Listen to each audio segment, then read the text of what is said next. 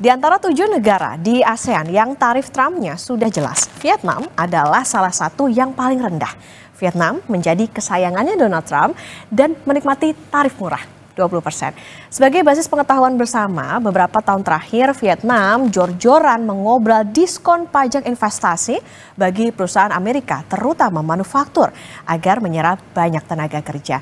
Nanti kita bahas apa sih beda Vietnam dan Indonesia, kenapa Indonesia itu tak perlu menjadi Vietnam dalam menghadapi Trump. Tapi kita ke informasi berikut terlebih dahulu. Jadi saudara, Menteri Keuangan Sri Mulyani bilang tarif dagang yang dikenakan Presiden AS Donald Trump bakal berdampak terhadap pertumbuhan ekonomi Indonesia. Dalam hal ini akan berpengaruh pada angka dalam rancangan APBN 2026.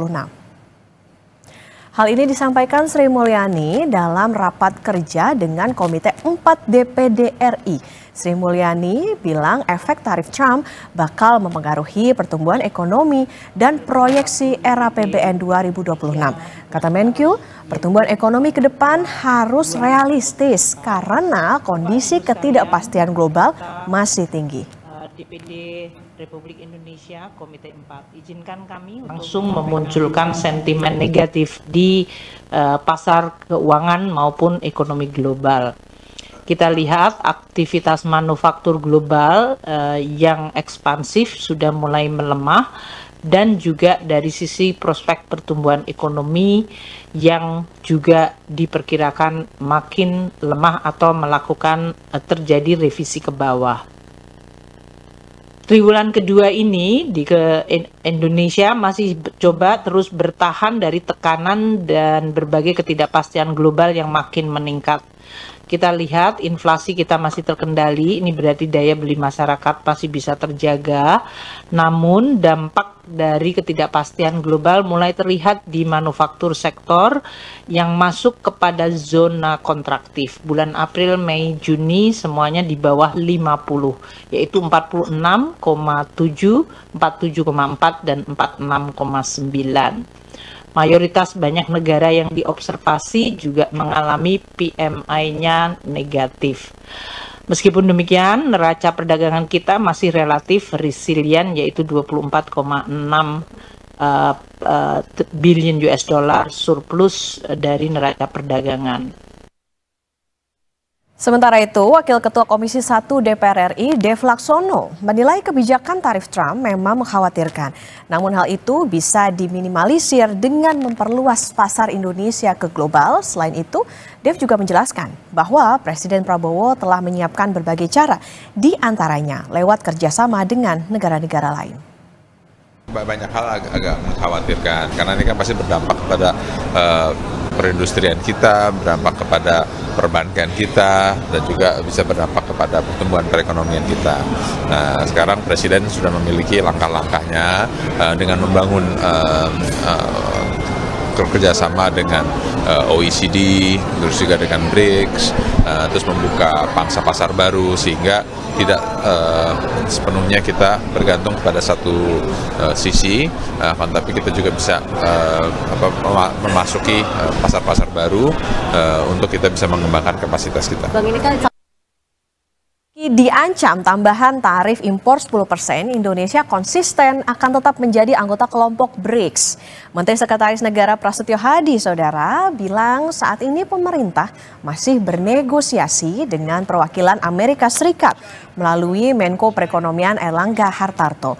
Menurutnya, tidak ada kebuntuan saat negosiasi sehingga Indonesia masih mendapat beban tarif yang tak berubah saat penetapan pertama kali oleh Presiden Donald Trump pada April lalu. Upaya untuk bernegosiasi dengan pemerintah Amerika Serikat kan, berdasarkan apa yang disampaikan Presiden Trump, di situ kan beliau memberi tenggat waktu sampai 1 Agustus. Nah, di jeda waktu ini tadi malam kami berkoordinasi juga dengan Menko Ekonomi ya, untuk kemudian melanjutkan kembali proses negosiasi. Di situ kan dibuka beberapa ruang juga. Gitu. Kalau kaitannya dengan rencana pengenaan kembali tarif 10% bagi anggota BRICS, kami merasa ya itu bagian dari keputusan kita kalau bergabung dengan BRICS yang kemudian itu ada konsekuensi. ya mau tidak mau harus kita hadapi kan. Akhirnya kan 32. Sementara efek tarif Trump, pelaku usaha di bidang pertambangan memandang hal ini tidak terlalu berdampak secara langsung terhadap pelaku usaha tambang.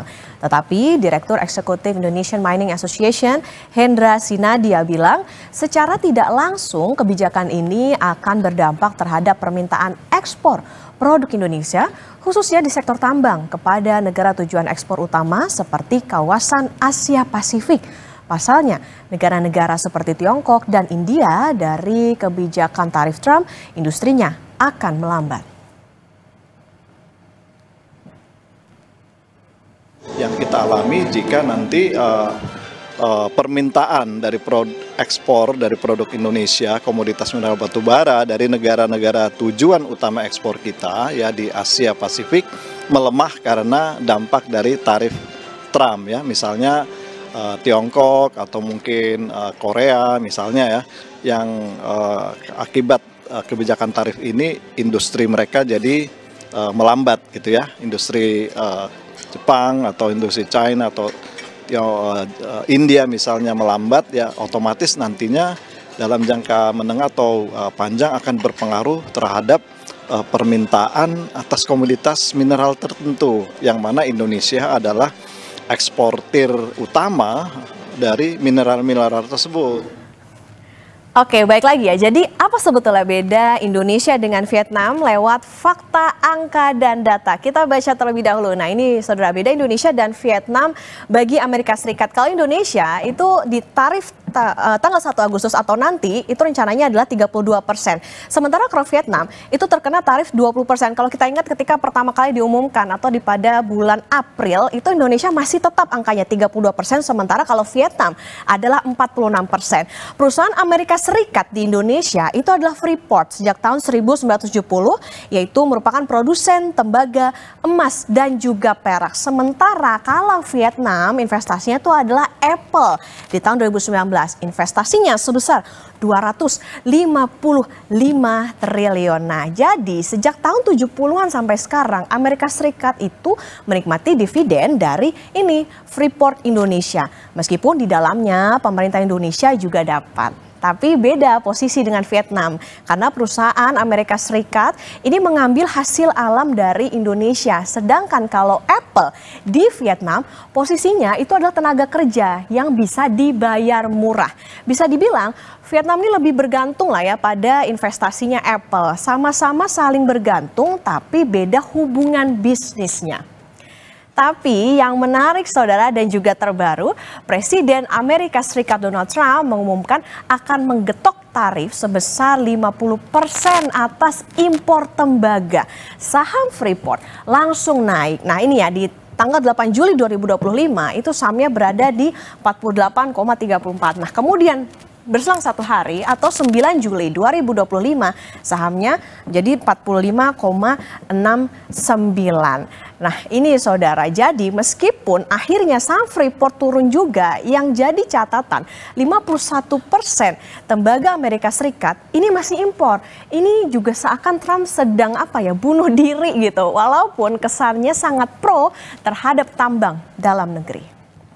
Berbeda dengan Vietnam yang disukai oleh Trump dan diberi tarif lebih rendah yaitu 20%, Indonesia akan menanggung tarif lebih tinggi. Apa saja yang dimiliki Indonesia untuk melawan tarif Trump? Sikap keras ke Tiongkok jadi salah satu faktor Vietnam disayang Trump dan tarif bea masuk impor rendah ke Amerika Serikat. Perlukah Indonesia menjadi Vietnam agar disayang? Apa saja yang dimiliki Indonesia? Kita akan bahas bersama Direktur Eksekutif Selyos, Bima Yudhistira yang sudah hadir di studio Kompas TV. Selamat pagi Mas Bima, kabar sehat Mas Bima? Kabar sehat. Alhamdulillah. Jadi Mas Bima, kita lewat data dan angka yang tadi, keuntungan Freeport itu kan dinikmati Amerika sejak tahun 1970-an sampai sekarang. Beda model bisnis udah pasti sama Apple yang masuk ke Vietnam. Apakah ini bisa jadi sumber kekuatan ataupun poin lobbynya Indonesia ke Amerika Serikat? Iya, sebenarnya tipikalnya berbeda dengan Vietnam. Kalau Vietnam itu salah satu daya tawarnya selama ini dia menjadi salah satu hub ataupun tempat di mana investasi China itu masuk ke Vietnam di sektor yang sifatnya padat karya. kemudian masuk ke Amerika Serikat. Nah, Indonesia ini sebenarnya bargaining power ataupun daya tawarnya itu terletak pada mineral kritis saat ini. Jadi mineral kritis yang dipunyain apa saja, salah satunya kan Amerika mengincar dari dulu konsisten soal tembaga. Ini tidak boleh diutak-atik. Makanya Freeport kontrak karyanya terus-menerus berlanjut. Kemudian ada nikel di situ untuk industri pertahanan, untuk kemudian baterai dan juga kendaraan listrik. Jadi kita harus melihat sebenarnya positioning Indonesia itu ada di mana. Karena kalau Indonesia ikut dengan Vietnam, itu pun sudah dilakukan sebenarnya, salah satunya adalah dengan melakukan importasi LPG, kemudian BBM, dan rencananya kedelai dalam jumlah yang cukup besar. Tapi Trump tetap mengenakan tarif 32%. Artinya ini harus dicari sisi lain di mana Trump itu mau mendengar Indonesia. Dan akhirnya per Agustus tarifnya jangan 32% plus menjadi anggota BRICS, Indonesia ditambah 10%, jadi 42%. Itu bagaimana caranya? Yang belum dimainkan kartu asnya adalah terkait dengan masalah soal Freeport dan kebutuhan Amerika terkait dengan importasi tembaga dan katoda tembaga dalam jumlah yang sangat besar. Oke, artinya gini kan, ya oke lah, berarti kita artinya beda model bisnis sama Vietnam. Seberapa besar, mungkin bisa jadi gambaran, ketergantungan Amerika Serikat terhadap Indonesia itu sendiri, terutama di bidang tambang? Sangat besar ya, sangat besar. Kenapa sangat besar? Karena salah satu tambang di luar dari Amerika Serikat yang dimiliki Freeport yang cukup bisa menjadikan pasokan ke Amerika Serikat itu salah satunya adalah Chile, kemudian Indonesia di luar dari Amerika Serikat. Sehingga kebijakan terbaru Donald Trump misalnya yang akhirnya mengenakan tarif 50% terhadap barang-barang tembaga dari banyak negara itu sebenarnya adalah suicide mission atau misi bunuh diri karena ini merugikan kepentingan Amerika Serikat sendiri. Padahal kita tahu bahwa 50% kebutuhan tembaga Amerika itu masih diimpor dari negara lainnya. Jadi begitu bergantungnya sebenarnya Amerika Serikat terhadap Freeport spesifik terhadap tembaga. Apalagi 56 triliun Amerika itu sudah melakukan investasi melalui Freeport di smelter yang ada di Gresik. Jadi sebenarnya disitulah kita bisa bermain berbagai hal. Salah satunya misalnya, satu, apakah Indonesia perlu melakukan restriksi relaksasi izin ekspor konsentrat? Karena yang dinikmati sekarang oleh smelter di Gresik itu adalah relaksasi ekspor konsentrat. Karena kalau sekarang Trump akhirnya mengenakan tarif 50% terhadap tembaga, memang harga konsentrat tembaganya naik. Tapi kalau Indonesia ingin memanfaatkan agar tidak terlalu kena tarif dan ekspornya bisa ke negara lainnya, maka kuncinya adalah bagaimana caranya smelter tadi menghasilkan produk-produk yang punya nilai tambah tinggi. Dan juga masuk ke dalam rantai pasok misalnya untuk baterai, kabel, kendaraan listrik yang ada di Indonesia. Itu pun juga akan membuat shock terapi pada investasi Amerika, pada PMA. Bahwa Indonesia melakukan retaliasi tetapi halus. Kemudian yang kedua adalah status proyek strategis nasional di smelter Gresik. Jadi kalau sudah dapat PSN artinya fasilitas pajak, fasilitas kemudian perizinan itu dinikmati oleh smelter Freeport yang ada di Gresik. Kalau itu pemerintah bilang saja, kami akan mengevaluasi status PSN di Gresik, implikasinya itu akan signifikan. Yang terakhir adalah soal insentif-insentif biaya keluar yang selama ini dinikmati oleh Freeport, termasuk produk hilirisasi dari konsentrat tembaga. Kalau itu pun juga dilakukan perubahan kebijakan, itu akan mengirim sinyal bahwa Indonesia bukan negara yang lemah, bukan negara yang kemudian sudah melakukan berbagai negosiasi tidak didengarkan oleh Amerika Serikat. Karena yang menjadi permasalahan negosiasi sejauh ini dengan Amerika adalah bicaranya soal defisit perdagangan. Tidak bicara investasi secara mendetail, tidak bicara soal kepentingan tembaga untuk industri pertahanan Amerika. Jadi kita belum tahu sebenarnya Amerika butuh apa dari Indonesia. Ternyata bukan masalah perdagangan saja. Oke, artinya gini Mas Bima, ketika tembaga ini kan akan kena tarif sampai 50% itu tadi, padahal Amerika lagi-lagi bergantung 51% dari tembaga luar. Di sini Freeport juga produsen terbesar tembaga, sudah investasi smelter pula. Ini bisa dikatakan ketika Trump itu menerapkan tarif sampai 32 plus 10 karena kita anggota BRICS, ini kayak jadi semacam bunuh diri nggak sih gitu untuk Amerika Serikat sendiri? Ya, yang jelas konsekuensinya adalah Indonesia itu pasar ekspor konsentrat tembaga dan katoda yang paling besar adalah Jepang, kemudian Tiongkok. Jadi dengan Trump itu mengenakan tarif yang menjadi kebijakan bunuh diri di Amerika Serikat sendiri, ke depan Amerika diperkirakan akan membeli produk impor tembaga itu dari negara-negara seperti China, kemudian Jepang dengan harga yang sangat mahal. Karena jelas kapasitas tambang domestik Amerika itu tidak mencukupi untuk itu. Tidak sebesar Indonesia. Tidak sebesar Indonesia. Kemudian konsekuensi berikutnya Indonesia yang menjadi negara BRICS kemudian dimusuhi oleh Amerika Serikat, dianggap mengancam eksistensi Amerika. Makin dekatlah kita kepada negara-negara seperti Tiongkok, kemudian India dan Brazil. Yang artinya dalam jangka panjang kalau kita bisa bertahan, Trump misalnya tetap mengenakan 32 plus 10% pada Agustus. Tapi Indonesia masih bisa bertahan agar Trump tidak bisa lagi melemah. Bagaimana caranya? Maka keputusan terbaik adalah ekspor keluar negara non-Amerika itu diperkuat. Yang kedua adalah ekspornya harus dalam bentuk hilirisasi yang nilai tambahnya besar. Jadi devisanya akan lebih besar. Atau yang berikutnya, serap lebih banyak katoda tembaga untuk industri dalam negeri. Industri apapun. Salah satunya adalah industri elektronik dan industri otomotif dalam negeri. Itu exit strateginya.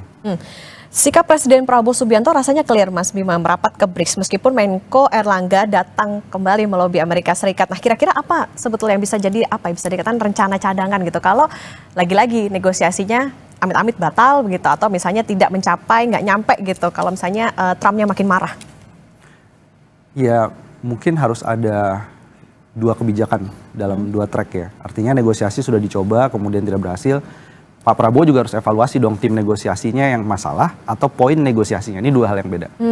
Kalau poin negosiasi sudah membawa Freeport misalnya itu kemudian menjadi poin yang tidak berhasil melunakkan Trump, berarti harus ada evaluasi tim negosiasinya.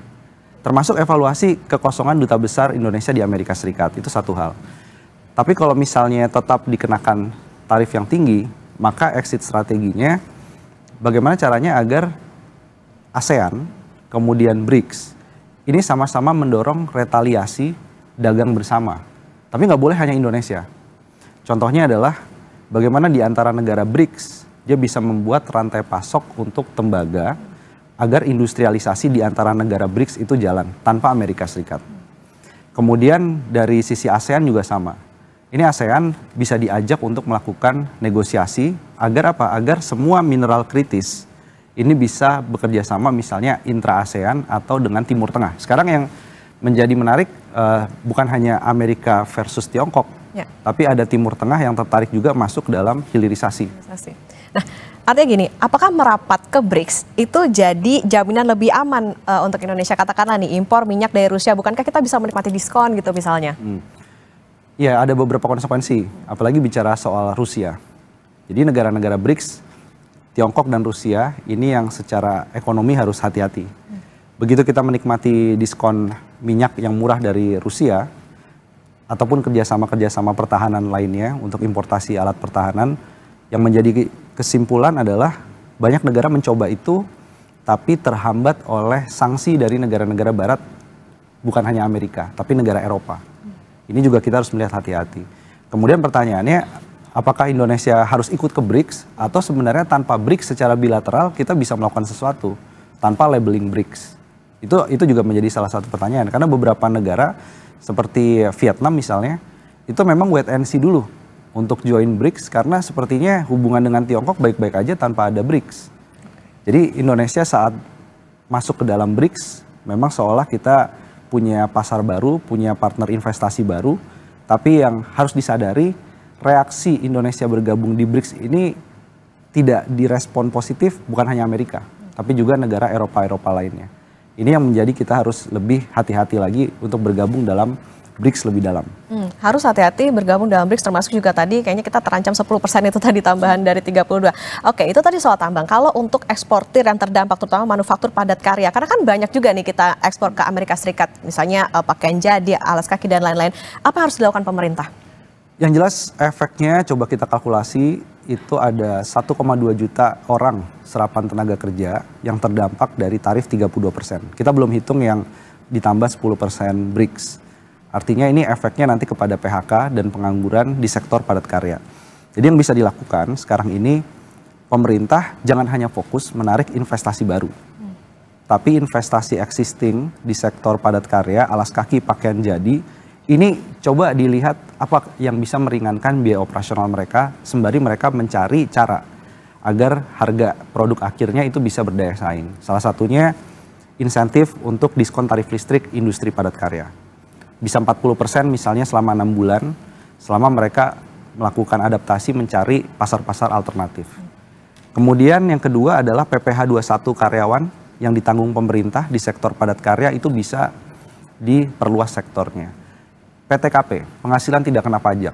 Jadi kalau ekspornya susah, maka salah satu opsinya adalah penetrasi pasar domestik. Domestik, oke. Dan itu bagaimana sekarang nih daya beli masyarakat? Jawabannya kalau dari pemerintah bisa melakukan penghasilan tidak kena pajak itu jadi 7,5 juta rupiah. Jadi uang yang dibelanjakan bisa lebih besar. Satu lagi adalah PPN. Oke. Makanya sekarang nih sedang lagi ada gugatan di Mahkamah Konstitusi. Salah satunya adalah bisa nggak kebijakan PPN yang sekarang 12% untuk barang mewah, seperti Vietnam, dia menurunkan menjadi 8% untuk menstimulus konsumsi domestik. Agar barang yang tidak bisa diekspor ke Amerika, sebagian, tidak semua, bisa terserap di domestik. Oke. Tadi menarik soal penyerapan atau juga kita menguatkan pasar dalam negeri atau secara domestik. Tapi yang perlu diwaspadai kan sekarang Mas Bima, ada dumping Tiongkok begitu. Kemudian juga belum impor dari Tiongkok kayak banjir banget ke Indonesia. Apa yang perlu diwaspadai dari itu? Yang perlu diwaspadai adalah kalau dulu sebagian barang-barang impor, barang jadi dari Tiongkok, itu kita masih mendapatkan windfall atau keuntungan di sektor jasa. Contohnya startup waktu itu booming. Kemudian ada yang kerja jadi reseller, dropshipper. Ada yang menjadi endorse, influencer, dan lain-lain untuk barang-barang impor tadi. Nah sekarang ini Tiongkok masuk ke strategi 2.0-nya. Jadi dia mau menguasai logistik dari hulu produksinya sampai ke depan rumah konsumen. Itu semua rantai pasoknya ingin dikuasai oleh Tiongkok. Nah disinilah kita perlu proteksi untuk barang-barang impor tertentu. Jadi yang sebenarnya ditunggu adalah Permendak 8 ya. Itu segera direvisi cepatnya per sektoral sehingga sekarang kita bisa mensortir produk-produk apa saja yang bisa disubstitusi dari produsen dalam negeri tanpa kita mengandalkan impor. Karena kalau terus impor ke depan, ini perang dagang masih lama, masih berlanjut, maka banjir impor itu akan meruntuhkan industri domestik dan menekan UMKM, termasuk yang menjadi produsen. Oke, lagi-lagi baik lagi nih soal regulasi dari pemerintah soal bagaimana ini bisa terserap di dalam negeri, penguatan pasar domestik. Dan tadi kalau soal tambang sebetulnya ya bisa dikatakan Indonesia nih punya bergen lah gitu ya ke Amerika Serikat. Tapi yang perlu diperhatikan adalah kalau memang nantinya Trump ya bisa dikatakan makin marah, ini bisa dipertimbangkan lagi soal bagaimana tim negosiasinya, poinnya gimana, sama penyerapan konsentrat tadi ya Mas Bima ya, konsentrat hasilnya di dalam negeri. Terima kasih Direktur Eksekutif Sales Mas Bima Yudhistira sudah bersama di Kompas Bisnis. Sehat selalu Mas Bima. Ya, terima kasih.